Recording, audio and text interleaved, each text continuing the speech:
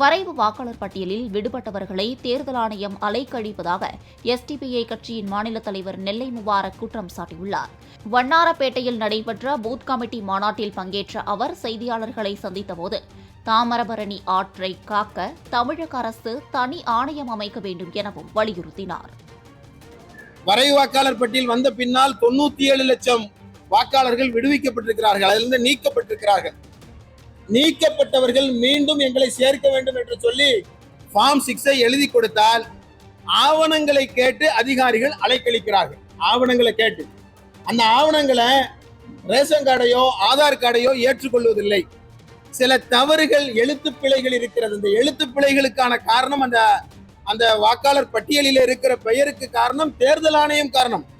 அந்த எழுத்து பிழையை வைத்துக் கொண்டு உங்களது ஆவணங்கள் பொருந்தவில்லை என்று அலைக்கழிப்பது என்பது அப்பட்டமான சட்டவிரோத ஜனநாயக படுகொலை என்பதாக நாங்கள் கருதுகிறோம்.